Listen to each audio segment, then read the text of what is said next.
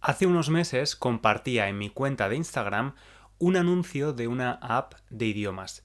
Este anuncio usaba un estereotipo que se asocia normalmente a los hispanohablantes. Este estereotipo es que somos dramáticos. Vamos a ver el anuncio primero. ¡Quítate y bésame!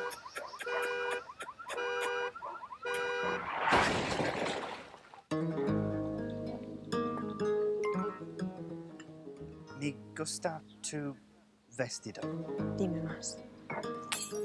Tus manos parecen muy suaves.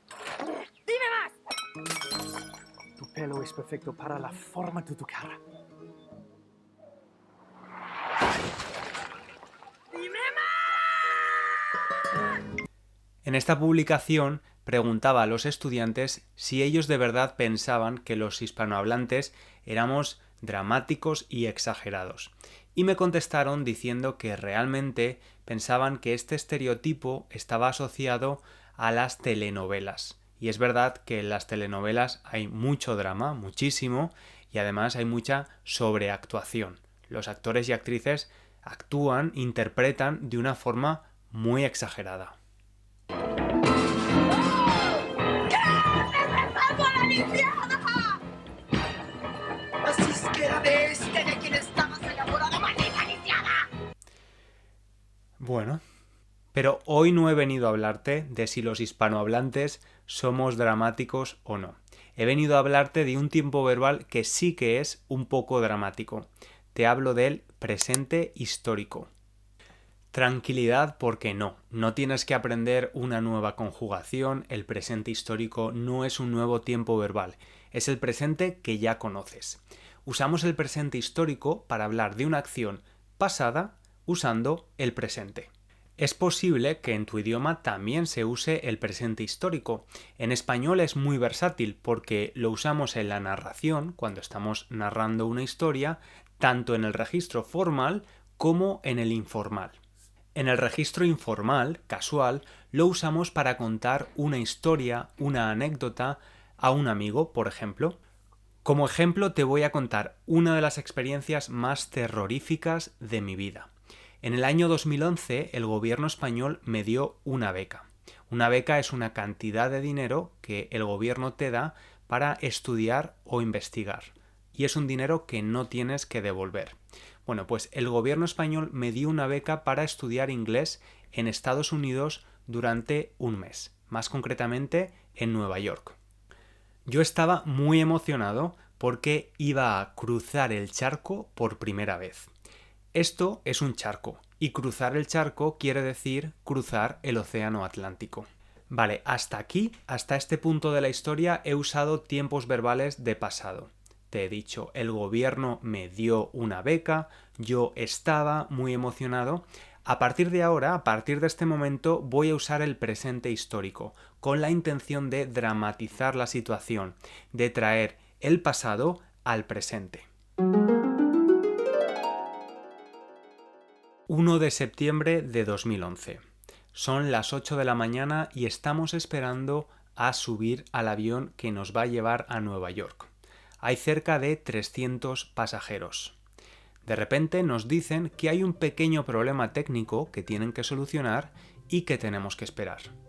El retraso se alarga, se extiende más de 5 horas y finalmente, cerca de las 2:30 de la tarde, el avión despega rumbo a Nueva York. Yo estoy en mi asiento, estoy intentando relajarme, quiero dormir un poco porque no quiero tener jet lag cuando llegue a Nueva York, pero no lo consigo, no puedo, no estoy cansado y no hay manera de dormirme. Después de 3 horas de vuelo, empiezo a escuchar la voz de preocupación de algunas personas. Y es que un pasajero ha dado la voz de alarma. La parte cercana a su ventanilla, donde él está sentado, está muy caliente. De hecho, quema. Así que los pilotos salen, están revisando qué puede pasar y toman una decisión. Tenemos que aterrizar de emergencia. Esa es la única información que nos dan. Todos los pasajeros nos estamos empezando a poner nerviosos. Nos han dicho que tenemos que aterrizar de emergencia. Pero la gran pregunta es, ¿dónde? Cuando miramos por la ventanilla del avión, solo vemos agua. Estamos en mitad del océano Atlántico. Pasan los minutos y los pasajeros intentamos controlar nuestras emociones, pero algunas personas no lo consiguen. Puedo ver a algunas personas llorando, muy nerviosas.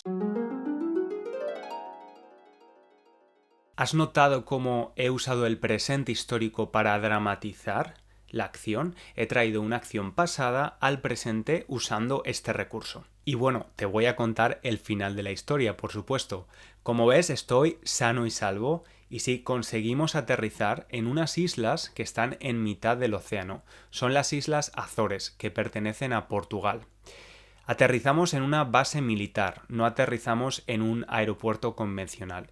Y cuando tocamos tierra, cuando aterrizamos, había más de 10 camiones de bomberos esperándonos, por si acaso. Lo más extraño de la experiencia es que cuando aterrizamos no salimos del avión rápidamente, ¿qué va? De hecho, tuvieron que subir varios bomberos primero para investigar qué estaba pasando. Aquí hice una foto de estos bomberos que parecían llevar una especie de uniforme de astronauta. Otro uso del presente histórico es después del adverbio casi. Cuando hablamos de una acción pasada que estuvo muy cerca de ocurrir, pero finalmente no ocurrió, no pasó, utilizamos casi seguido del presente histórico. Ayer empecé a ver una serie en Netflix. Era tan buena que casi la veo entera. Fíjate cómo uso el presente después de casi, aunque hable de una acción pasada. Casi tiene el mismo significado que por poco y un poco más y también van seguidos del presente histórico. Ayer empecé a ver una serie en Netflix. Era tan buena que por poco la veo entera. O ayer empecé a ver una serie en Netflix. Era tan buena que un poco más y la veo entera. En los registros formales a veces también se usa el presente histórico. Por ejemplo, en los titulares de las noticias. Un titular es el título de la noticia que normalmente está en un tamaño mayor al resto de la noticia, en un periódico o en una revista. La policía catalana detiene al expresidente del Fútbol Club Barcelona por el caso Barçagate, en lugar de la policía catalana ha detenido o detuvo al expresidente. También podemos usar el presente histórico en un registro formal para hablar de la biografía de una persona. Voy a leerte el fragmento de la biografía de la autora británica Agatha Christie. Nace el 15 de diciembre de 1890 en una familia de clase media alta en Inglaterra. Agatha aprende a leer con 4 años y se convierte en una gran lectora de libros infantiles. Cuando cumple 15 años, sus padres la envían a París durante 5 años. También podemos usar el presente histórico para hablar de un hecho histórico, para hablar de historia en español.